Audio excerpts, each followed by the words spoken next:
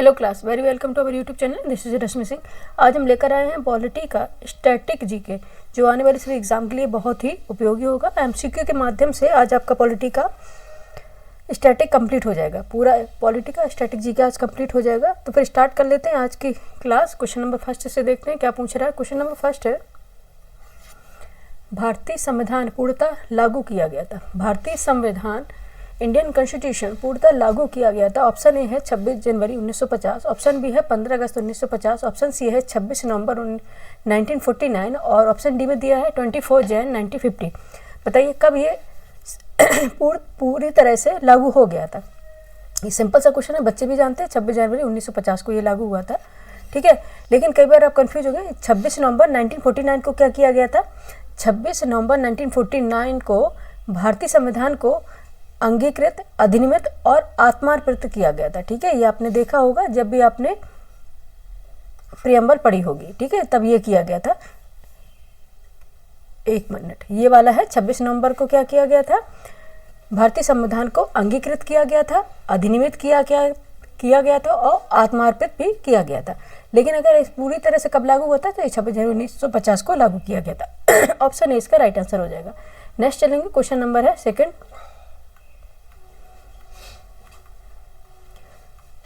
Question number second है, भारत के संविधान सभा के अध्यक्ष थे। भारत के संविधान सभा के अध्यक्ष थे। Option A Sachchidanand Sinha, option B doctor B R. Ambedkar, option C doctor Rajendra Prasad, option D doctor B N. Rao. ठीक है, डॉक्टर बी.एन. राव। बताइए क्या हो जाएगा? आंसर हो जाएगा डॉक्टर राजेंद्र प्रसाद। ठीक है, क्या होंगे? डॉक्टर राजेंद्र प्रसाद। आपको पता होगा कि 9 दिसंबर 1949 को संविधान सभा की पहली बैठक हुई थी। ठीक है, संविधान सभा की पहली बैठक हुई थी। उस समय जो भारत के संविधान सभा के अध्यक्ष थे वो कौन से थे? सच्चिदानंद सिन्हा थे। कौन से थे? सच्चिदानंद सिन्हा थे। और ये अस्थायी अध्यक्ष थे। ठीक है, टेम्परेरी अध्यक्ष थे, प्रेसिडेंट थे। उसके बाद देखेंगे, उसके 2 दिन बाद 11 दिसंबर 1946 को संविधान सभा की बैठक हुई थी, जिसमें डॉक्टर राजेंद्र प्रसाद को अध्यक्ष चुना गया था। और ये क्या थे? स्थायी अध्यक्ष थे। ठीक है, डॉक्टर राजेंद्र प्रसाद क्या थे? फिर ये स्थायी अध्यक्ष थे। ऑप्शन सी इसका राइट आंसर हो जाएगा। नेक्स्ट चलेंगे, क्वेश्चन नंबर है थर्ड। क्वेश्चन नंबर है थर्ड, भारतीय संविधान के प्रारूप समिति, मसौदा समिति के अध्यक्ष कौन थे? ड्राफ्टिंग कमेटी के और कौन से अध्यक्ष थे ये आपसे पूछा गया। ऑप्शन है राजेंद्र प्रसाद, ऑप्शन बी है doctor B R. Ambedkar, option C है जवाहरलाल नेहरू, ऑप्शन डी है जे.बी. कृपलानी। ठीक है, कौन से बताइए? या तो जवाहरलाल नेहरू है, जे.बी. कृपलानी है, डॉक्टर बी.आर. अम्बेडकर है या फिर राजेंद्र प्रसाद। बताइए, ये तो सभी जानते हैं कौन से हैं? Doctor B R. Ambedkar. Drafting committee, जिसे मसौदा समिति भी कहते हैं और प्रारूप समिति भी कहते हैं, इसके अध्यक्ष कौन थे? Doctor B R. अम्बेडकर। ठीक है, ये सभी जानते हैं कि डॉक्टर बी.आर. अम्बेडकर थे।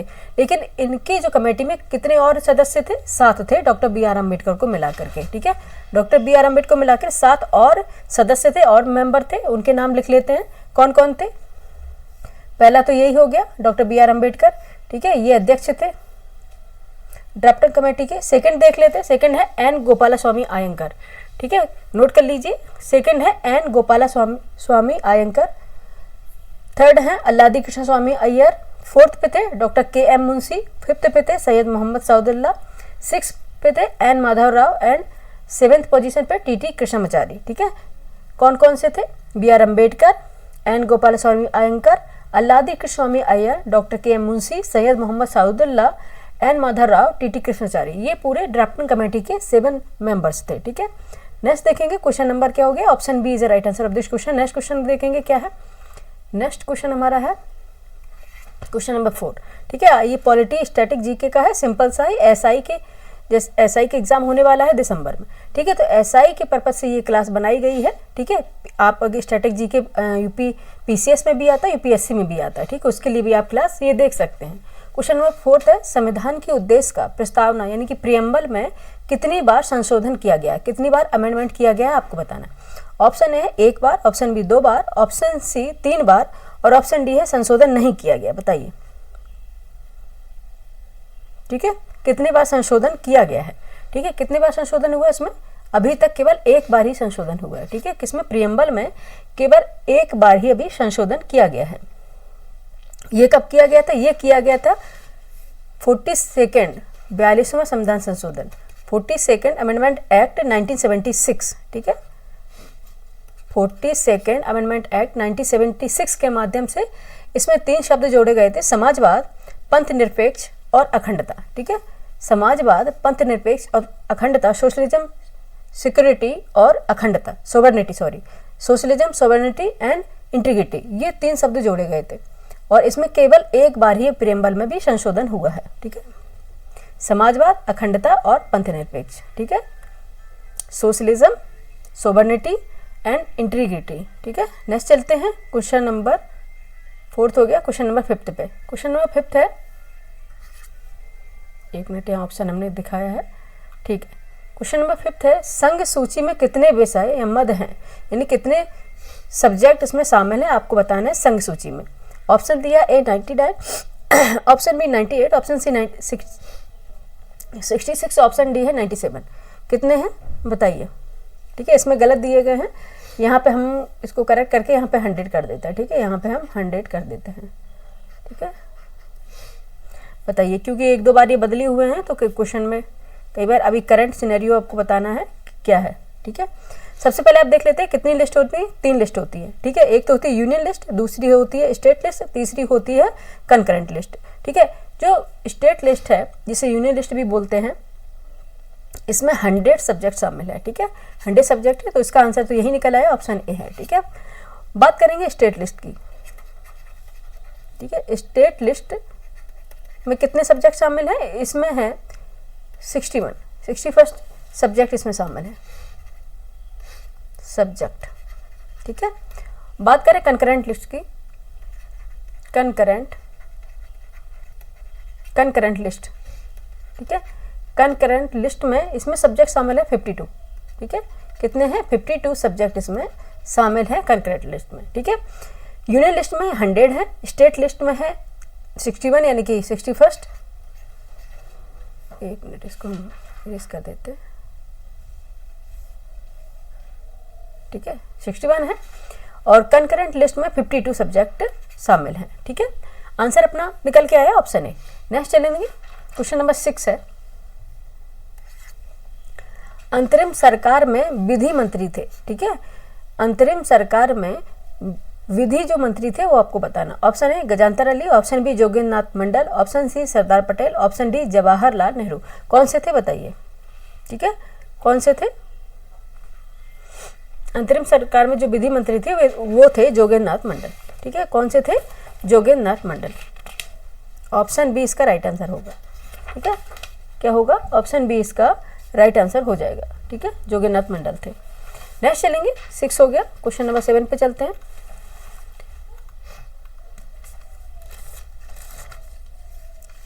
क्वेश्चन नंबर 7 है, मूल भारतीय संविधान में मौलिक अधिकारों की संख्या थी। आपको बताना है मूल भारतीय संविधान में जो मौलिक अधिकारों की संख्या क्या थी। ऑप्शन ए है 7, ऑप्शन बी है 8, ऑप्शन सी है 6, ऑप्शन डी है 5। क्वेश्चन नंबर 7 के बताइए क्या थी। सभी जानते हैं मूल जो भारतीय संविधान थे उसमें मौलिक अधिकारों की संख्या 7 थी, ठीक है। कितनी थी, 7 थी, ठीक है।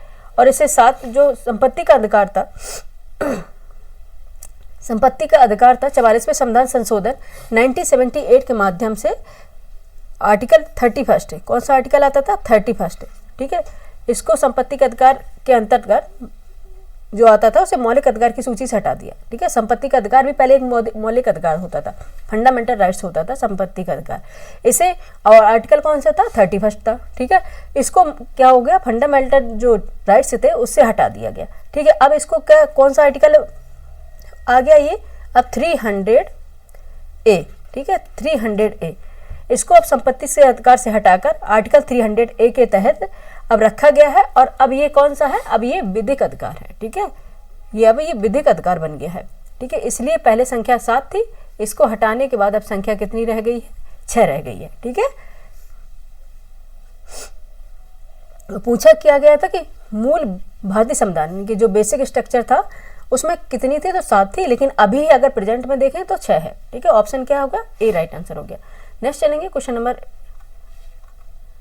8 पर। क्वेश्चन नंबर 8 है, 1 मिनट नीचे ही है शायद ये,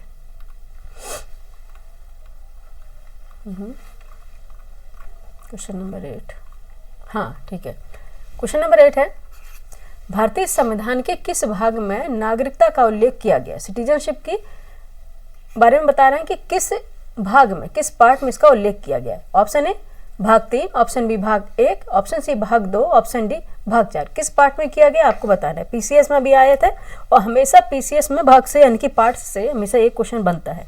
ठीक है, एक क्वेश्चन हमेशा ही बनता है। बताइए किस भाग में किया गया था, किस भाग में नागरिकता का उल्लेख किया गया है। ठीक है, कौन सा भाग है? पहला जो भाग है वो संघ से संबंधित है और दूसरा भाग ही सिटीजनशिप से संबंधित है। ऑप्शन सी इसका राइट आंसर हो जाएगा। ठीक है, क्वेश्चन नंबर 8 का क्या हो जाएगा? सी आंसर राइट हो जाएगा। ठीक है, नेक्स्ट चलेंगे क्वेश्चन नंबर 9। क्वेश्चन नंबर 9 पे चलते हैं। ये सिंपल सा क्वेश्चन था भाग से, और ये जो 22 जो पार्ट है उसके अच्छे से याद कर लीजिएगा, इससे एक क्वेश्चन 2 क्वेश्चन जरूर बन जाते हैं। ठीक है, क्वेश्चन नंबर 9 देख लेते हैं। भारतीय संविधान में मूल कर्तव्यों की संख्या है। मूल कर्तव्यों की संख्या कितनी है? फंडामेंटल राइट्स होते हैं और फंडामेंटल ड्यूटीज। ठीक है, ड्यूटीज के बारे में पूछा गया, कितनी संख्या? Option A 10, option B 12, option C 11, option D 20। कितनी संख्या है? 11 है। ठीक है, फंडामेंटल ड्यूटीज है, इसकी कितनी संख्या है?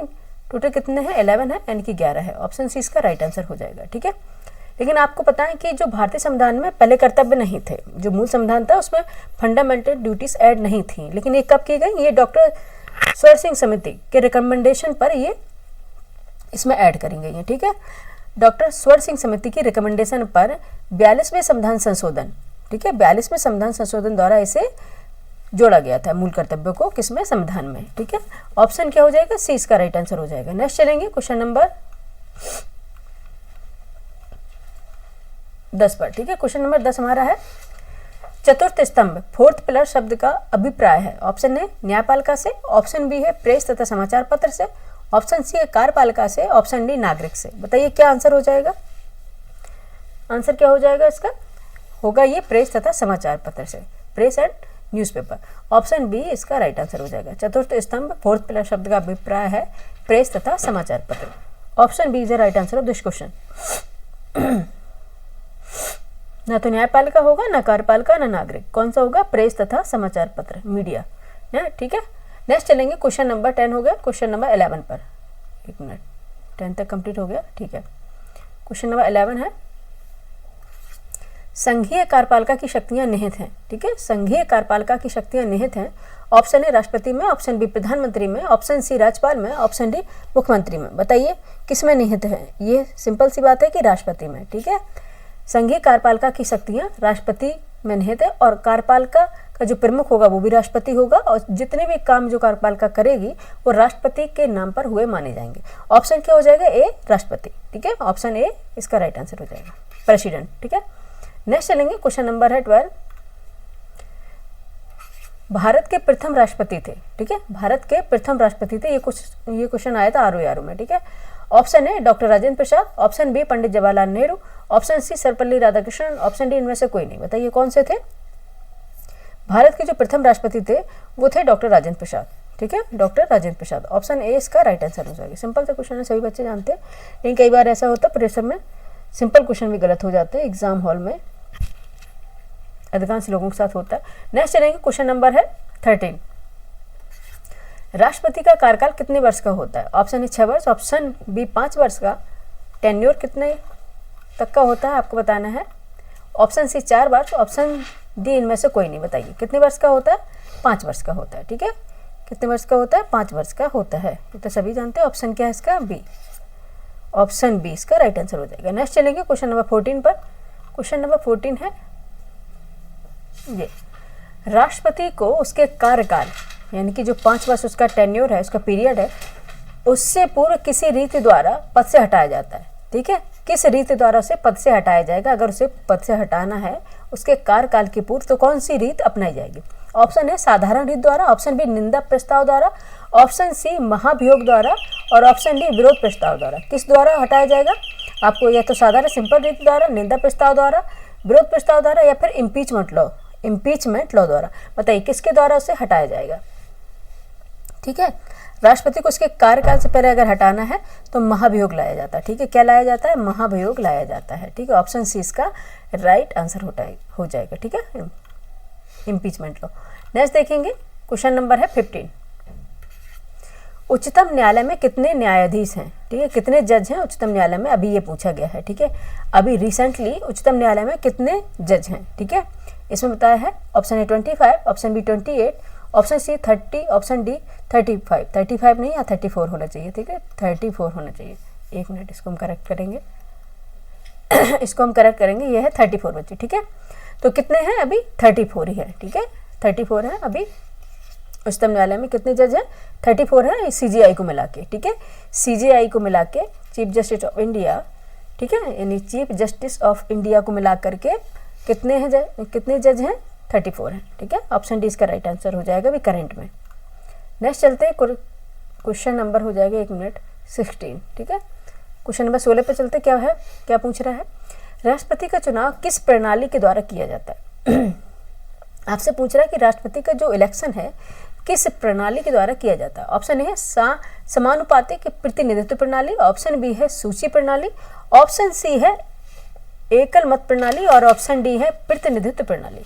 किसके माध्यम से किया जाता है राष्ट्रपति का चुनाव? ठीक है, ये किया जाता है समानुपातिक प्रतिनिधित्व प्रणाली। ठीक है, ऑप्शन ए इसका राइट आंसर हो जाएगा। ठीक है, ऑप्शन ए क्या इसका राइट आंसर हो जाएगा। नेक्स्ट चलेंगे, क्वेश्चन नंबर है 17। ठीक है, क्वेश्चन नंबर 17 है, ये पॉलिटी का स्टैटिक जीके है। सिंपल से क्वेश्चन है इसमें। भारत के प्रथम उपराष्ट्रपति थे। ठीक है, भारत के प्रथम उपराष्ट्रपति थे। Option A Bhairon Singh Shekhawat. ठीक है, क्या है? Option A Bhairon Singh Shekhawat, option B Hamid Ansari, option C है doctor S Radhakrishnan, option D है डॉक्टर जाकिर हुसैन। कौन से थे भारत के प्रथम उपराष्ट्रपति, वाइस प्रेसिडेंट? ठीक है, ये थे डॉक्टर एस राधाकृष्णन। ठीक है, क्या थे? Doctor S Radhakrishnan. ठीक है, ऑप्शन सी इसका राइट आंसर हो जाएगा। नेक्स्ट चलेंगे, क्वेश्चन नंबर 18 है। संविधान में कितने प्रकार के आपातकालों का प्रावधान है? ठीक है, कितने प्रकार की इमरजेंसीज का प्रावधान किया गया है? ऑप्शन ए है 1, ऑप्शन बी 4, स्क्रॉल करेंगे इसको, ऑप्शन सी 2, ऑप्शन डी 3। कितने प्रकार का है? 3 प्रकार के इमरजेंसीज का प्रावधान है। एक तो राष्ट्रीय आपातकाल और राज्य आपातकाल और तीसरा है आर्थिक आपातकाल। ठीक है, 3 प्रकार के आपातकाल, 3 प्रकार की इमरजेंसीज का प्रावधान किया गया है। ठीक है, नेक्स्ट क्वेश्चन पे चलें। नेक्स्ट क्वेश्चन हमारा है क्वेश्चन नंबर 19। भारत के निर्विरोध चुने जाने वाले राष्ट्रपति थे। निर्विरोध का मतलब होता है बिना विरोध के। ठीक है, भारत के निर्विरोध चुने जाने वाले राष्ट्रपति थे। ऑप्शन है डॉक्टर नीलम संजीव रेड्डी, ऑप्शन बी है यानी कि जिसके कोई विरोध में ही पक्ष में नहीं था, ठीक है, वो निर्विरोध चुना जाएगा। ऑप्शन ए है डॉक्टर नीलम संजीव रेड्डी, ऑप्शन बी है प्रतिभा पाटिल, ऑप्शन सी है KR नारायण, ऑप्शन में डी है शंकर दयाल शर्मा। कौन से थे बताइए जो निर्विरोध चुने गए थे? ये थे डॉक्टर नीलम संजीव रेड्डी। कई बार क्वेश्चन आया गया है, ठीक है, आ चुका है, कई बार आया गया क्वेश्चन हो गया है ये पूरा। Doctor Neelam Sanjeev Reddy, option A इसका राइट आंसर हो जाएगा। नेक्स्ट चलेंगे क्वेश्चन नंबर 20। क्वेश्चन नंबर 20 है राज्यसभा को भंग किया जाता है। ठीक है, राज्यसभा को भंग किया जाता है। ऑप्शन ए हर 5 वर्ष में, ऑप्शन बी हर 6 वर्ष में, ऑप्शन सी प्रधानमंत्री की सलाह पर, ऑप्शन डी उपरोक्त में से कोई नहीं। ठीक है, बताइए क्वेश्चन नंबर 20 का आंसर बताइए फटाफट, क्या हो जाएगा? ठीक है, क्या हो जाएगा? उपरोक्त में से कोई नहीं।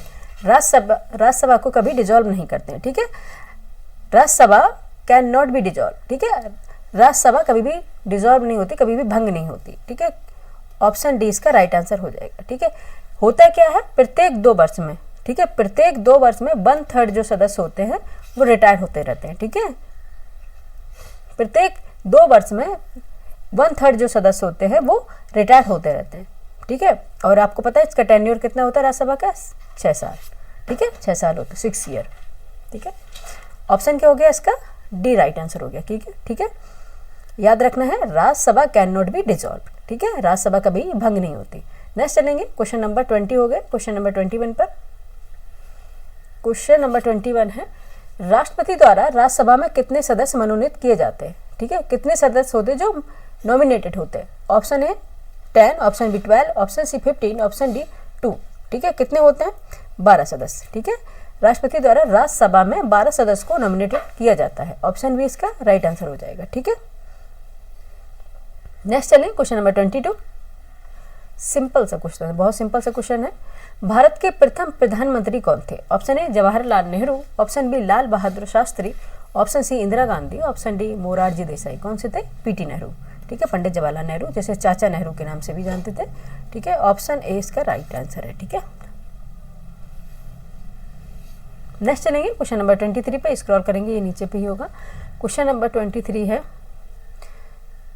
स्वतंत्र भारत के लोकसभा का पहला अध्यक्ष कौन था? ठीक है, तो स्वतंत्र भारत के लोकसभा के पहले अध्यक्ष कौन थे आपको बताना है। Option A Hukum Singh, option B M Ananthasayanam Ayyangar, option C Ganesh Vasudev Mavalankar, और ऑप्शन डी में देख लेते क्या दिया गया है। ऑप्शन डी में दिया गया है नीलम संजीव रेड्डी। बताइए आंसर क्या हो जाएगा। स्वतंत्र भारत के लोकसभा के पहले जो अध्यक्ष थे वो कौन थे? ये क्वेश्चन कई बार आया है, ये थे गणेश वासुदेव मावलंकर। ठीक है, ऑप्शन सी इसका राइट आंसर हो जाएगा। ठीक है, ऑप्शन सी क्या इसका राइट आंसर हो जाएगा।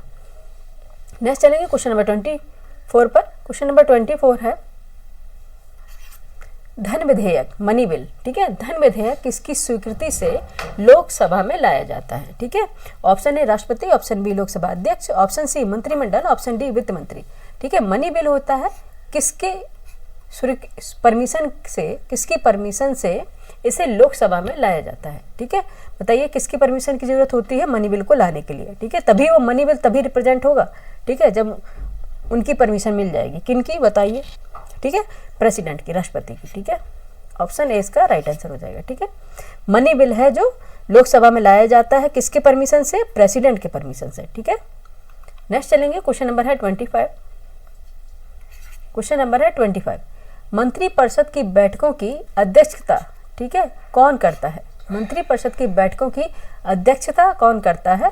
ऑप्शन ए प्रधानमंत्री, ऑप्शन बी राष्ट्रपति, ऑप्शन सी लोकसभा अध्यक्ष, ऑप्शन डी मंत्रिमंडल सचिव। कौन करते हैं? प्रधानमंत्री करते हैं, पीएम करते हैं। ठीक है, जो मंत्रिपरिषद की जितनी भी बैठकें होती हैं उनकी अध्यक्षता कौन करते हैं? पीएम करते हैं, प्रधानमंत्री। ठीक है, 25 हो गया क्वेश्चन, 26 पे चलेंगे। ठीक है, 25 कंप्लीट एंड नाउ स्टार्ट 26। ठीक है, क्वेश्चन नंबर है 26, नीति आयोग का अध्यक्ष कौन होता है? ठीक है, आपको बताना है नीति आयोग का अध्यक्ष कौन होता है। ठीक है, ऑप्शन ए राष्ट्रपति, ऑप्शन बी उपराष्ट्रपति, ऑप्शन सी प्रधानमंत्री, ऑप्शन डी वित्त मंत्री। ठीक है, सिंपल सा क्वेश्चन है, कौन होते हैं? प्रधानमंत्री होते हैं। ठीक है, नीति आयोग के जो अध्यक्ष होते हैं वो होते हैं प्रधानमंत्री। ठीक है, ऑप्शन सी राइट आंसर हो जाएगा। ठीक है, ऑप्शन सी इसका राइट आंसर हो जाएगा। नेक्स्ट चलेंगे क्वेश्चन नंबर है 27। कितना सिंपल क्वेश्चन है, देखिए, भारत में कुल राज्यों की संख्या कितनी है? ठीक है, आपको बताना है भारत में जो स्टेट हैं अभी कितने हैं। ठीक है, भारत में कुल जो स्टेट हैं कितने हैं अभी। ठीक है, नाउ अभी देख लेते हैं कितने हैं। 28 स्टेट है। ठीक है, 28 स्टेट है और 8 यूनियन टेरिटरीज है। ठीक है, केंद्र शासित प्रदेश कितने हैं? 8 हैं, और राज्य कितने हैं? 28 हैं। और इसमें क्या पूछा गया? राज्यों की संख्या तो कितनी है? 28। ऑप्शन ए इसका राइट आंसर हो जाएगा। ठीक है, ऑप्शन ए इसका राइट आंसर हो जाएगा।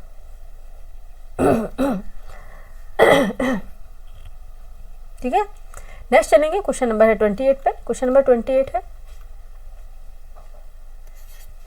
उच्चतम न्यायालय सुप्रीम कोर्ट की प्रथम महिला न्यायाधीश थी। ठीक है, प्रथम वुमेन जज थी, वो कौन सी थी?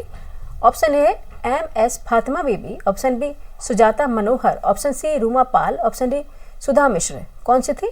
ठीक है, ये थी एम.एस. फातिमा बीबी। ठीक है, इनका हालिया में निधन भी हुआ था, लास्ट ईयर या फिर इसी ईयर हुआ था, इसी ईयर में हुआ था, एम.एस. फातिमा बीबी। ठीक है, ये क्या है? उच्चतम न्यायालय की प्रथम महिला न्यायाधीश थी। ठीक है, नेक्स्ट चलेंगे क्वेश्चन नंबर है 28। क्वेश्चन नंबर चलेंगे 29 पर।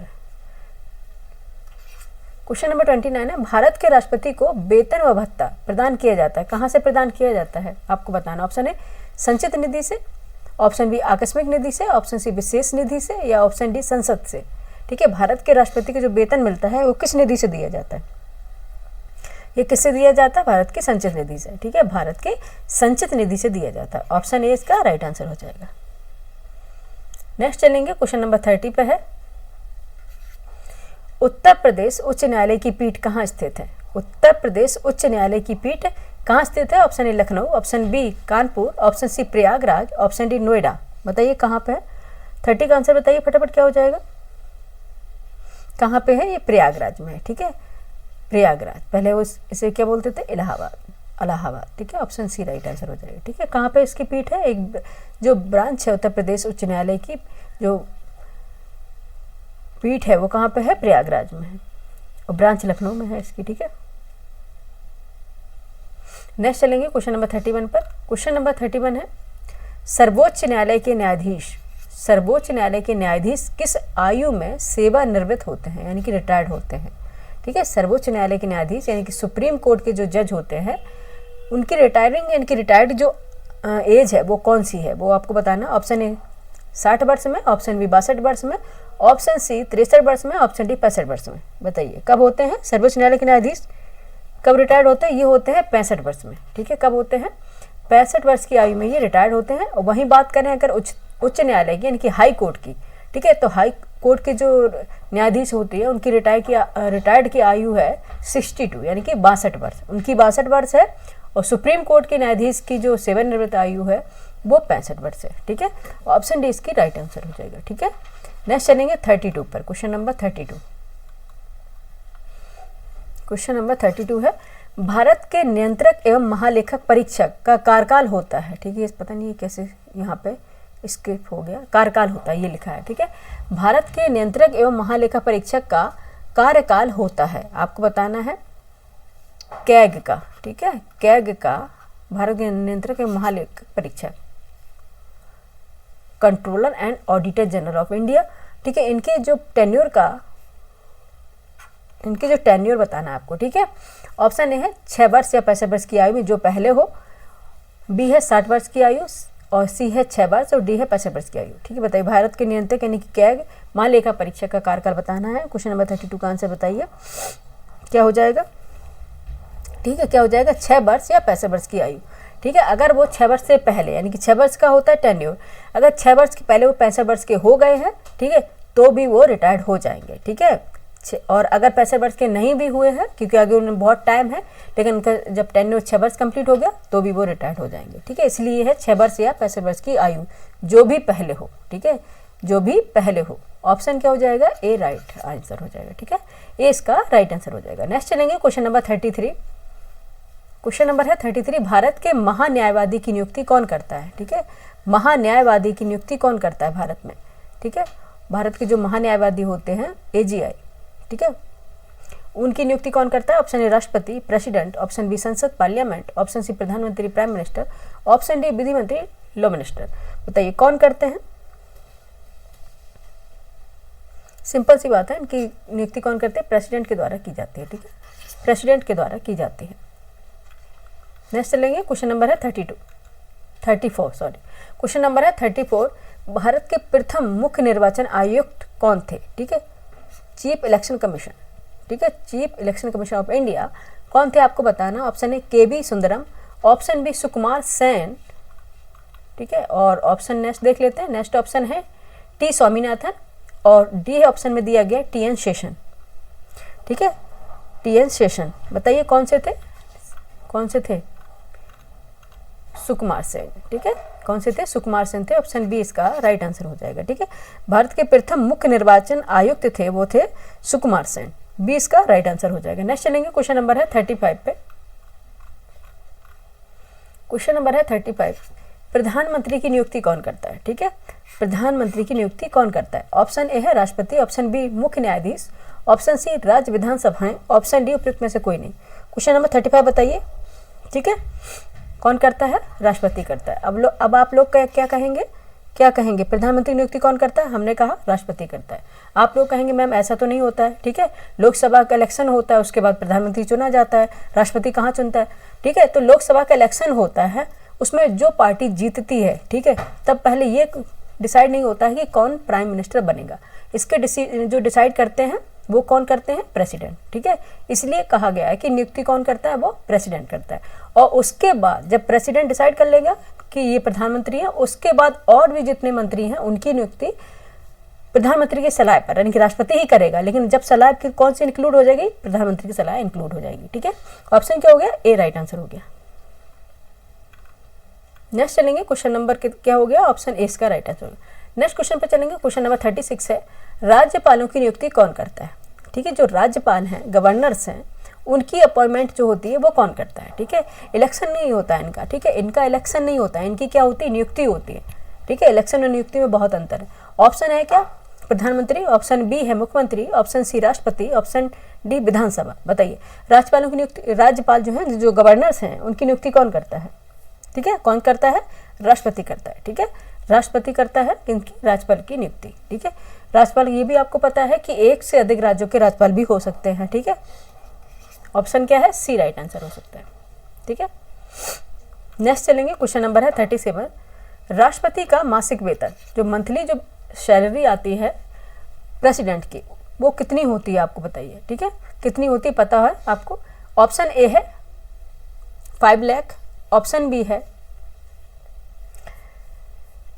1,90,000, ऑप्शन बी है 1,25,000, ऑप्शन सी है 4 लाख। ठीक है, क्या है आंसर, क्या है, 5 लाख। ठीक है, 5 लाख है इनकी मासिक वेतन। ठीक है, राष्ट्रपति के जो प्रेसिडेंट का सैलरी होती है मंथली, वो होती है 5 लाख। ठीक है, ऑप्शन क्या है, राइट आंसर ए है। ठीक है,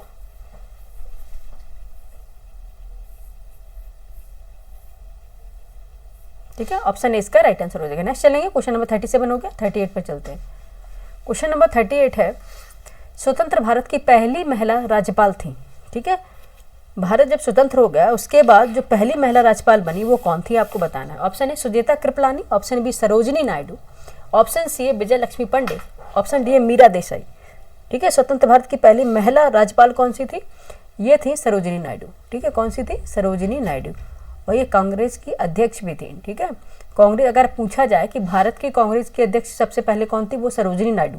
लेकिन सिर्फ अगर ये पूछा जाए कि कांग्रेस की पहली अध्यक्ष कौन महिला रही, तो फिर कौन सी थी, एनी बेसेंट थी। ठीक है, इतना सिंपल सा ये स्टेटमेंट में पीसीएस में पूछ लिया था, लेकिन उस टाइम पे क्या एग्जाम हॉल में बहुत ही एग्जाम का प्रेशर रहता है। ठीक है, तो ये देखते नहीं पूछा ही क्या है, पर लगा देते कि यार ये क्वेश्चन बहुत सिंपल सा है।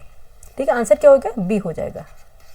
ठीक है, कौन सा था, स्वतंत्र भारत की पहली महिला राज्यपाल गवर्नर थी सरोजिनी नायडू। ठीक है, नेक्स्ट चलेंगे, क्वेश्चन नंबर 39। एक्चुअली हम आगे पढ़ते जा रहे हैं, जो स्टैटिक जी के सिंपल सा वो भूलते जा रहे हैं। ठीक है, इसलिए आपकी क्लास के माध्यम से जो सिंपल सा स्टैटिक जी के उसका रिवीजन भी हो रहा है, एसआई के लिए रिवीजन हो रहा है, साथ में पीसीएस और यूपीएससी के जो स्टैटिक जी के पूछा जाता है अभी, उसका भी रिवीजन हो रहा है। ठीक है, क्वेश्चन नंबर 39 है, नवीन राज्यों के निर्माण का अधिकार किसे प्राप्त है। ठीक है, अगर नए राज्यों का निर्माण करना है तो इसका अधिकार, इसका राइट्स किसके पास होगा।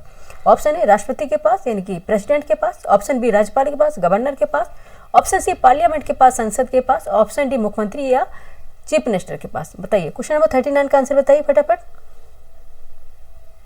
ठीक है, नवीन राज्यों के गठन करने का निर्माण किसके पास होता है, ये संसद के पास होता है। ऑप्शन सी राइट आंसर हो जाएगा, पार्लियामेंट के पास होगा। ठीक है, ना तो राष्ट्रपति के पास, ना राज्यपाल के पास, ना मुख्यमंत्री के पास, ये है संसद के पास। ठीक है, नेक्स्ट देखेंगे क्वेश्चन नंबर 40। क्वेश्चन नंबर 40 है, राज्य महाधिवक्ता की नियुक्ति कौन करता है। ठीक है, राज्य के जो महाधिवक्ता होते हैं, कानून मंत्री होते हैं, उनकी नियुक्ति कौन करता है। ऑप्शन ए राज्यपाल, ऑप्शन बी मुख्यमंत्री, सॉरी कानून मंत्री नहीं है, महाधिवक्ता होते हैं वकील। ठीक है, कानून के जो महाधिवक्ता होते हैं, एडवोकेट होते हैं, उनकी नियुक्ति कौन करता है। ठीक है, न्यायिक अधिकारी होता है। ठीक है, ऑप्शन है राज्यपाल, ऑप्शन बी मुख्यमंत्री, ऑप्शन सी मंत्रिपरिषद, ऑप्शन डी प्रधानमंत्री। ठीक है, बताइए, राज्य महाधिवक्ता की नियुक्ति कौन करता है। जैसे कि स्टेट में प्रेसिडेंट करता है। ठीक है, और राज्य की बात आ जाएगी तो कौन करेगा, राज्यपाल करेगा, गवर्नर करेगा। ऑप्शन क्या हो जाएगा, ए राइट आंसर हो जाएगा। ठीक है, ऑप्शन क्या 40 का ए राइट आंसर हो जाएगा। नेक्स्ट चलेंगे क्वेश्चन नंबर 41 पर, 41 क्वेश्चन नंबर 41। ठीक है, क्वेश्चन नंबर 41 है, राज्य विधानसभा। ठीक है, राज्य विधानसभा सदस्यों का कार्यकाल होता है, आपको पता है ना, जो राज्य विधानसभा सदस्य होते हैं उनका कार्यकाल होता है। ऑप्शन ए 5 वर्ष, ऑप्शन बी 6 वर्ष, ऑप्शन सी 3 वर्ष, ऑप्शन डी उपयुक्त में से कोई नहीं। बताइए, क्वेश्चन नंबर 41 का आंसर बताएं। ठीक है, क्या हो जाएगा, राज्य विधानसभा सदस्यों का कार्यकाल बताना है आपको। ठीक है, स्टेट लेजिस्लेटिव असेंबली। ठीक है, स्टेट लेजिस्लेटिव असेंबली। ठीक है, राज्य विधानसभा सदस्यों का कार्यकाल आपको बताना है, ये है 5 वर्ष। ठीक है, 5 वर्ष। एक बार में पढ़ेंगे तो आपको समझ में नहीं आएगा कि पूछ क्या रहा है, ठीक है। ध्यान से रखें, राज्य विधानसभा पूछा है, स्टेट लेजिस्लेचर असेंबली, ठीक है। ऑप्शन ए इसका राइट आंसर हो जाएगा। नेक्स्ट चलेंगे, क्वेश्चन नंबर 42 है। क्वेश्चन नंबर 42 है, भारत के कितने राज्यों में विधान परिषद है, ठीक है। भारत के कितने राज्यों में विधान परिषद है, ठीक है। लेजिस्लेटिव काउंसिल है, ठीक है। क्या पूछ रहे हैं, लेजिस्लेटिव काउंसिल है। ऑप्शन ए 8 राज्यों में, ऑप्शन बी 7 राज्यों में, ऑप्शन सी 5 राज्यों में, ऑप्शन डी जो 6 राज्यों में। बताइए कितने राज्यों में है।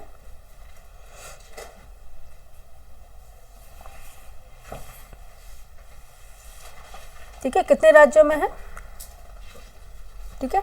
ये है 6 राज्यों में, ठीक है। ये है 6 राज्यों में है। ऑप्शन डी इसका राइट आंसर हो जाएगा, ठीक है। लेजिस्लेटिव काउंसिल यानी विधान परिषद कितने हैं राज्यों में, भारत के कितने राज्यों में है, 6 राज्यों में। वो कौन कौन से राज्य हैं, सुन लीजिएगा। आंध्र प्रदेश में है, ठीक है। कहाँ पे, आंध्र प्रदेश है, बिहार में है, कर्नाटक में है, महाराष्ट्र में है, तेलंगाना में है, उत्तर प्रदेश में है, ठीक है। 6 राज्य हो गए। First Andhra Pradesh, second Bihar, third Karnataka, fourth Maharashtra, fifth Telangana and 6 Uttar Pradesh, ठीक है। तो कितने राज्यों में है, 6 राज्यों में है। ऑप्शन डी क्या है, राइट आंसर हो गया, ठीक है। क्योंकि लिखेंगे थोड़ा पेन गड़बड़ है तो बहुत टाइम जाएगा, इसलिए आप एक बार नोट्स अपने बना रहे हैं तो बना लीजिए। क्या है, 6 यानी कि 6 राज्यों में है, और वो राज्य आंध्र प्रदेश, बिहार, कर्नाटक, महाराष्ट्र, तेलंगाना एंड उत्तर प्रदेश, ठीक है। ऑप्शन क्या हो गया, डी राइट आंसर हो गया। नेक्स्ट चलेंगे, क्वेश्चन नंबर है 43। क्वेश्चन नंबर 43, भारत में संघीय क्षेत्र है, ठीक है। अभी जस्ट मैंने बताया ही था इसमें, ठीक है। Option A 5, option B 6, option C 7, option D 8, यानी कि आपसे यूनियन टेरिटरीज पूछ रहे हैं, ठीक है। संघीय क्षेत्र यानी कि यूनियन टेरिटरीज पूछ रहे हैं। तो कितनी है यूनियन टेरिटरीज, अभी जस्ट बताए थे हम 28 स्टेट एंड 8 यूनियन टेरिटरीज, ठीक है। तो क्या हो गई, 8, डी राइट आंसर हो जाएगा, ठीक है। कितनी है, 8 यूनियन टेरिटरीज हैं, 8 संघीय क्षेत्र हैं, ठीक है। नेक्स्ट चलेंगे, क्वेश्चन नंबर 43 हो गया। 44, क्वेश्चन नंबर 44 है, संविधान का अनुच्छेद 370 किस राज्य पर लागू होता है, ठीक है। इसको हम स्किप करेंगे क्योंकि अब 370 ये हट गया है। जम्मू कश्मीर में पहले ये लागू होता था, ठीक है, जब ये स्ट्रेटेजी के बना हुआ है, जब ये क्वेश्चन तैयार किया होगा, लेकिन अब नहीं रहा ये, ठीक है। इसको हम स्किप कर देंगे, क्रॉस करेंगे यहाँ पे। नेक्स्ट चलेंगे, क्वेश्चन नंबर है 45। क्वेश्चन नंबर है 45, भारतीय संविधान की 8वीं अनुसूची में भाषाओं की संख्या है, ठीक है। कितनी भाषाएं हैं, भारत की जो संविधान की 8वीं अनुसूची है उसमें आपको बताना कितनी भाषाएं। Option A 15, option B 22, option C 18, option D 20, ठीक। कितनी, 22 भाषाएं, ठीक है। ऑप्शन बी इसका राइट आंसर हो जाएगा। 45 का आंसर क्या है, 22, ऑप्शन बी हो जाएगा 22 इसमें लैंग्वेजेस है। नेक्स्ट चलेंगे, क्वेश्चन नंबर 46 है, निम्नलिखित में से कौन से अनुच्छेद में समानता का अधिकार का प्रावधान है, ठीक है। इक्वालिटी, ठीक है, right to equality, right to equality का अधिकार कौन से में है आपको बताना। Option A article 14, option B article 19 and next देखते हैं क्या है इसका, 1 मिनट बच्चे, एंड ऑप्शन सी है आर्टिकल 20 एंड ऑप्शन डी है आर्टिकल 21, ठीक है। किस में है, राइट टू इक्वालिटी, ठीक है, किस में है, आर्टिकल 14 में है। ऑप्शन ए इसका राइट आंसर है, ठीक है। 46 का आंसर क्या हो जाएगा, ऑप्शन ए। 46 हो गया। 47 पे चलते, क्वेश्चन नंबर 47 देखते क्या पूछ रहा है। क्वेश्चन नंबर 47 है, संघ सूची के विषयों पर कानून बनाने का अधिकार किसे प्राप्त है। संघ सूची, 1 मिनट, इसको ऊपर ही चल गया, इसका नीचे कर लेते हैं। संघ सूची के विषयों पर कानून बनाने का अधिकार किसे प्राप्त है। ऑप्शन है केंद्र सरकार को, ऑप्शन बी राज्य सरकार को, ऑप्शन सी दोनों को संयुक्त रूप से, ऑप्शन डी उपरोक्त में से कोई नहीं। संघ सूची के जो विषय हैं उन पर जो कानून बनाने का अधिकार किसको होगा। ऑब्वियस बात है, जब संघ सूची के विषय हैं तो कानून बनाने का अधिकार केंद्र सरकार को होगा, ठीक है। किसको होगा, केंद्र सरकार को होगा। ऑप्शन क्या हो गया, ए राइट आंसर होगा। लेकिन स्टेट लिस्ट की अगर बात करें तो इस पर कानून बनाने के जो अधिकार है वो राज्य सरकार को है, लेकिन कंकरेंट जो लिस्ट है उस पर अधिकार बनाना, उस पर जो कानून बनाने का अधिकार दोनों को है, केंद्र सरकार को भी है और राज्य सरकार को भी है। लेकिन कभी बार ऐसा होता है कि कोई जो कानून राज्य सरकार ने बनाया है, ठीक है, वो कॉन्फ्लिक्ट कर गया केंद्र सरकार के बनाए हुए कानून से, तो किसका माना जाएगा, वो केंद्र सरकार का कानून मान्य होगा फिर, ठीक है। ऑप्शन क्या हो जाएगा, ए राइट आंसर होगा। नेक्स्ट चलेंगे, क्वेश्चन नंबर 48 है। क्वेश्चन नंबर 48 है, पंचायती राज व्यवस्था की स्थापना किस संविधान संशोधन द्वारा की गई थी, ठीक है। किया गया था क्या, ये इनको लैंग्वेज लिखने का अक्ल नहीं है। पंचायती राज व्यवस्था की स्थापना किस संविधान संशोधन द्वारा की गई थी? Option A 42 second amendment act, option B 73 यानी 73rd amendment act, option C 44 amendment act, option D 93rd amendment act. बताइए कब की गई थी पंचायती राज व्यवस्था की स्थापना? सभी जानते हैं 73rd अमेंडमेंट एक्ट 1992 के माध्यम से की गई थी। ठीक है, पंचायती राज व्यवस्था की स्थापना। ऑप्शन बी इसका राइट आंसर हो जाएगा। ठीक है, ऑप्शन बी क्या उसका हो जाएगा राइट आंसर। नेक्स्ट चलेंगे 48 हो गया, 48 से अब चलेंगे हम 49 पे। ठीक है, क्वेश्चन नंबर 49 है, भारत में थ्री टायर्स, ठीक है, 3 स्तरीय पंचायती राज प्रणाली का प्रस्ताव किसने किया था? आपको बताना है भारत में 3 स्तरीय यानी कि 3 टायर्स पंचायती राज प्रणाली का प्रस्ताव किसने दिया था? ऑप्शन ए बलवंत राय मेहता समिति ने, ऑप्शन बी अशोक मेहता समिति ने, ऑप्शन सी सरकारिया मेहता समिति ने, ऑप्शन डी उपयुक्त में से कोई नहीं। ठीक है, 3 स्तरीय 3 टायर्स जो पंचायत समिति है, पंचायत प्रणाली है, इसका सलाह आपको किसने दिया था? ठीक है, किसने दिया था भारत में? तो सबसे पहले हम बताएं आपको कि 3 स्तरीय जो पंचायत राज प्रणाली है, इसका प्रस्ताव दिया था, इसका रिकमेंडेशन दिया था बलवंत राय मेहता समिति ने। किसने दिया था? बलवंत राय मेहता समिति ने दिया था। इसका तो आंसर हो गया ए। ठीक है, इसका क्या आंसर हो गया? 49 का ए हो गया। नेक्स्ट, लेकिन अशोक मेहता समिति जो दी गई है, कई बार क्वेश्चन में पूछा जाता है, अशोक मेहता समिति इसने क्या किया था? 2 टायर्स, ठीक है, 2 स्तरीय पंचायत राज प्रणाली का प्रस्ताव दिया था अशोक मेहता समिति ने। ठीक है, ऑप्शन इसका क्या हो गया? ए राइट आंसर हो जाएगा। ठीक है, नेक्स्ट चलेंगे क्वेश्चन नंबर 50 पे। क्वेश्चन नंबर 50 है, भारत का राष्ट्रीय प्रतीक? ऑप्शन ए बाघ, ऑप्शन बी अशोक स्तंभ शीर्ष, ऑप्शन सी चक्र, ऑप्शन डी लाल किला। क्या है बताइए? भारत का राष्ट्रीय प्रतीक है अशोक स्तंभ शीर्ष, सारनाथ से लिया गया है अशोक स्तंभ शीर्ष। ऑप्शन क्या हो जाएगा? बी राइट आंसर है। ठीक है, ऑप्शन क्या हो जाएगा? बी राइट आंसर हो जाएगा। नेक्स्ट चलेंगे क्वेश्चन नंबर 51 पे। क्वेश्चन नंबर 51 है, भारतीय राष्ट्रीय ध्वज के चक्र में, ठीक है, कुल तीलियों की संख्या कितनी है आपको बतानी है। ठीक है, जो भारतीय राष्ट्रीय ध्वज के चक्र में कुल तीलियों की संख्या कितनी है? ऑप्शन ए 28, ऑप्शन बी 32, ये तो अब सभी बच्चे जान गए होंगे, ऑप्शन सी है 24, ऑप्शन डी है 25। कितनी है? 24। ठीक है, कितनी है?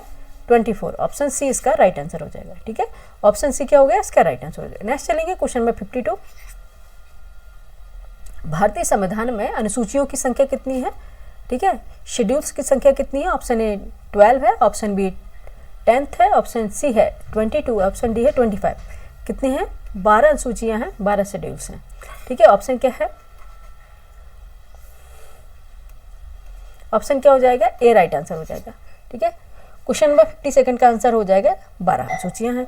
ठीक है, मूल संविधान में 8 अनुसूचियां थी। ठीक है, 8 अनुसूचियां थी, बाद में जोड़ी गई हैं। नेक्स्ट देखेंगे क्वेश्चन नंबर 53, भारत के राष्ट्रीय गीत के रचयिता हैं, आपको बताना। Option A Bankim Chandra Chatterjee, option B Rabindranath Tagore, option C Rajendra Prasad, option D उपयुक्त में से कोई नहीं। क्वेश्चन नंबर 53 का बताइए, राष्ट्रीय गीत, ठीक है, राष्ट्रीय गीत के रचयिता कौन से होंगे? ठीक है, बंकिम चंद्र चटर्जी है, रविन्द्रनाथ टैगोर है, राजेंद्र प्रसाद है, उपयुक्त में से कोई नहीं। ठीक है, ये है बंकिम चंद्र चटर्जी। ठीक है, यहाँ बात हो रही है राष्ट्रीय गीत की, ना कि नेशनल सॉन्ग की, राष्ट्रीय गान की बात नहीं हो रही। ठीक है, तो राष्ट्रीय गीत की रचयिता कौन से हैं? बंकिम चंद्र चटर्जी हैं। ठीक है, और राष्ट्रीय गीत अगर पूछे जाए कौन सा है, ये है वंदे मातरम। ठीक है, कौन सा है? वंदे मातरम। इसके रचयिता है बंकिम चंद्र चटर्जी। ऑप्शन ए इसका राइट आंसर हो जाएगा। ठीक है, ऑप्शन ए इसका क्या है? राइट आंसर हो जाएगा। ठीक है, कौन सा है? वंदे मातरम। इसमें बच्चे कंफ्यूज होते हैं राष्ट्रीय गीत में और राष्ट्रीय गान में। राष्ट्रीय गान कौन सा है? जन गण मन अधिनायक जय है। ठीक है, वो राष्ट्रीय गान है, और राष्ट्रीय गीत है बंकिम चंद्र चटर्जी द्वारा लिखा है, और कौन सा है? ये वंदे मातरम। नेक्स्ट चलेंगे क्वेश्चन नंबर है 54।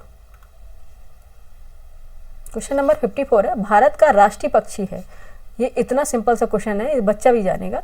ऑप्शन बी सारस क्रॉन्च, सारस क्रॉन्च होता है। ऑप्शन सी तोता पैरट, ऑप्शन बी मोर पिकॉक, ऑप्शन सी फाख्ता, फाख्ता बोलते हैं कबूतर को। ठीक है, तो ये कौन है? पीकॉक है, सभी जानते बच्चे। सिंपल सा, इतना सिंपल सा क्वेश्चन क्या है, ऐसे पूछ ले तो बच्चे कर ही नहीं पाएंगे, इतना टफ क्वेश्चन है ना, टफ, बहुत टफ क्वेश्चन है। अगर ऐसे क्वेश्चन आ गए तो फिर हो गया ना हम लोगों का कल्याण, हम लोग कर ही नहीं पाएंगे क्वेश्चन ये फिर। हाँ, नेक्स्ट चलेंगे क्वेश्चन नंबर 54 से 55 पे। क्वेश्चन नंबर 55 है, राज्य सूची के विषयों पर कानून बनाने का अधिकार है ए केंद्र को, बी राज्य को, सी दोनों को, डी न्यायपालिका को। ठीक है, अभी जस्ट इसका हम क्वेश्चन बता के आंसर बता दिए हैं। ठीक है, इसका आंसर अभी बता दिया। राज्य सूची के विषयों पर कानून बनाने का अधिकार किसको है? राज्य को है। ठीक है, राज्य को है। और कॉन्करेंट जो लिस्ट होती है उस पर कानून बनाने का अधिकार केंद्र और राज्य दोनों को है। ठीक है, तब दोनों आएंगे तो ऑप्शन क्या हो जाएगा? बी हो जाएगा। स्टेट लिस्ट पर केंद्र सरकार बनाएगी और नहीं सॉरी सेंट्रल लिस्ट पर, ठीक है, यूनियन लिस्ट की बात है, उस पर केंद्र सरकार बनाएगी और स्टेट लिस्ट पर राज्य सरकार बनाएगी। ठीक है, ऑप्शन बी इसका राइट आंसर हो जाएगा। नेक्स्ट चलेंगे, क्वेश्चन नंबर है 56। त्रिस्तरीय पंचायती राज व्यवस्था सर्वप्रथम कहाँ लागू की गई थी? ठीक है, जो 3 टायर पंचायती राज व्यवस्था थी ये सबसे पहले कहाँ लागू की गई थी आपसे पूछा गया है। ऑप्शन है Nagaur, option B Dausa, option C Mhow, option D Churu. Churu भी कहाँ? राजस्थान में है। ठीक है, चुरू भी कहाँ है? राजस्थान में है। अच्छा, क्वेश्चन हमने आप बता ही दिया आधा, तो आपको बताइए कहाँ पे की गई थी ये नागौर में की गई थी। नागौर डिस्ट्रिक्ट में स्टार्ट हुई थी और ये कहाँ पे? राजस्थान में है। ठीक है, नागौर डिस्ट्रिक्ट कहाँ पे है? राजस्थान में है। और ये 2 अक्टूबर 1959, ठीक है, 2 अक्टूबर 1959 में प्रारंभ की गई थी नागौर के, राजस्थान के नागौर डिस्ट्रिक्ट से। ठीक है, ये भी आपको बताते चलें कि अगर आपसे पूछे पंचायत राज डे कब मनाया जाता है, यानी कि पंचायत राज दिवस, ये 24 अप्रैल को मनाया जाता है। ठीक है, 24 अप्रैल को। ठीक है, पंचायत राज डे यानी पंचायत दिवस। ठीक है, ये 24 अप्रैल को मनाया जाता है, कई बार पूछा गया है। नेक्स्ट चलेंगे क्वेश्चन नंबर 57। ठीक है, सिंपल सा क्वेश्चन है। क्वेश्चन नंबर 57 है, भारत के राष्ट्रीय प्रतीक में उत्कीर्ण चक्र का रंग है, जो चक्र है उसका कलर क्या है?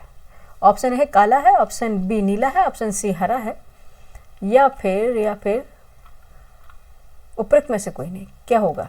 ब्लू कलर है ना, ऑप्शन क्या है? ब्लू, नीला।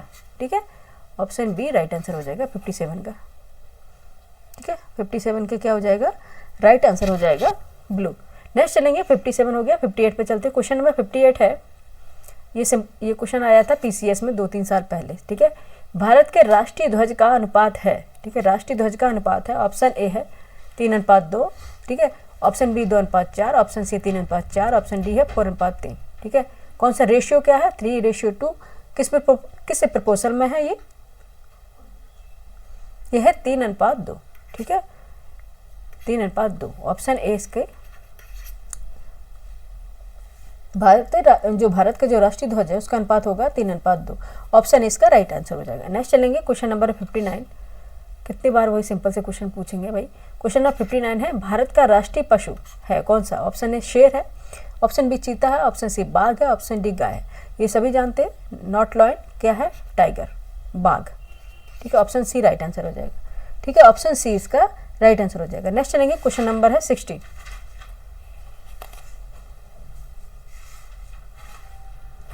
ठीक है, क्वेश्चन नंबर है 60।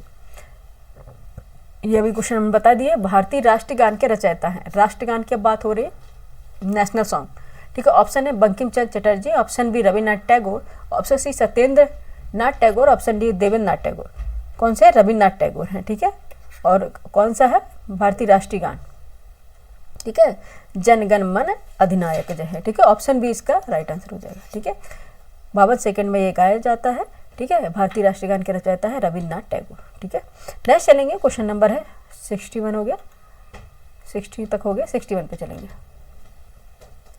अब आपको बताना है राष्ट्रीय गीत स्वीकार किया गया, जो राष्ट्रीय गीत था उसको कब स्वीकार किया गया है। ठीक है, ये सिंपल सारे क्वेश्चन है, स्टैटिक वाले पॉलिटी में पूछ लिए जाते हैं। Option A 24 Jan 1950, option B है 26 जैन 1950, ऑप्शन सी है 15 अगस्त 1947, ऑप्शन डी है 26 नवंबर 1949। ठीक है, राष्ट्रीय जो गीत है वो कब स्वीकार किया गया आपको बताना है। ठीक है, ये किया गया है 24 जनवरी 1950 को, 24 जैन 1950 को स्वीकार किया गया। ऑप्शन ए इसका राइट आंसर हो जाएगा। ठीक है, नेक्स्ट चलेंगे, क्वेश्चन नंबर 62 है, राज्य लोक सेवा आयोग के अध्यक्ष एवं सदस्यों की नियुक्ति कौन करता है? ठीक है, राज्य लोक सेवा आयोग के अध्यक्ष एवं सदस्यों की नियुक्ति कौन करता है? ऑप्शन ए है राज्यपाल, ऑप्शन बी मुख्यमंत्री, ऑप्शन सी संसद, ऑप्शन डी उच्च न्यायालय। बताइए कौन करता है? 62 का आंसर बताएं फटाफट। ये है राज्यपाल करते हैं, गवर्नर के द्वारा अपॉइंट किए जाते हैं राज्य लोक सेवा आयोग के अध्यक्ष और उनके सदस्य भी। ठीक है, ऑप्शन ए राइट आंसर हो जाएगा। नेक्स्ट चलेंगे, 62 हो गया, 63। ठीक है, 63 है विधानसभा का 17वां किया जाता है। ठीक है, विधानसभा का जो 17वां किया जाता है किसके द्वारा किया जाता है? ऑप्शन ए मुख्यमंत्री द्वारा, ऑप्शन बी राष्ट्रपति द्वारा, ऑप्शन सी राज्यपाल द्वारा, ऑप्शन डी संसद द्वारा। बताइए किसके द्वारा किया जाता है? ये किया जाता है राज्यपाल के द्वारा। ठीक है, गवर्नर के द्वारा। ऑप्शन सी राइट आंसर हो जाएगा। नेक्स्ट चलेंगे, क्वेश्चन नंबर है 64। क्वेश्चन नंबर है 64। संसद के संयुक्त सत्र को, ठीक है, ज्वाइंट सेशन की बात, ज्वाइंट सिटिंग की बात, एक ज्वाइंट सिटिंग होती है, ज्वाइंट सेशन होता है, दो अलग अलग है।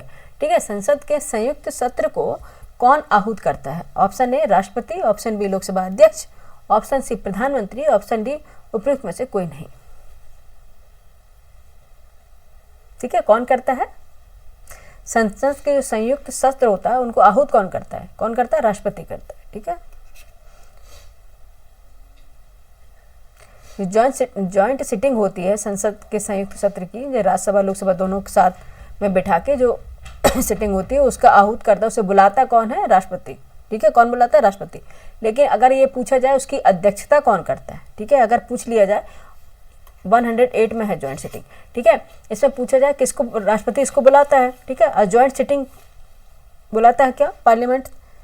एक मिनट, सॉरी, संसद के संयुक्त सत्र को कौन आहूत करता है? राष्ट्रपति कर रहा है। ठीक है, और ज्वाइंट सिटिंग कौन बुलाता है? 108 आर्टिकल के तहत प्रेसिडेंट बुलाता है। ठीक है, लेकिन अगर इसकी अध्यक्षता की बात करें कि कौन इसकी अध्यक्षता करता है, तो लोकसभा के अध्यक्ष या स्पीकर ऑफ लोकसभा। ठीक है, ये इनकी अध्यक्षता करते हैं। ऑप्शन क्या है? ए राइट आंसर हो गया। ठीक है,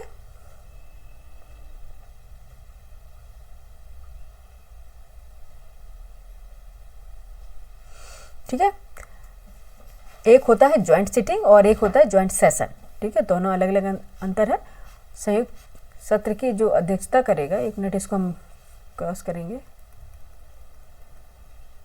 यहाँ से। ठीक है, ये 64 है। संसद के संयुक्त सत्र को कौन आहूत करता है? ठीक है, ये करता है राष्ट्रपति। ठीक है, और उसकी अध्यक्षता कौन करेगा? लोकसभा के अध्यक्ष। ठीक है, याद रखना, इसकी अध्यक्षता लोकसभा के अध्यक्ष करेंगे। नेक्स्ट देखेंगे। ठीक है, आज हमने 64 ही क्वेश्चन लिए हुए हैं।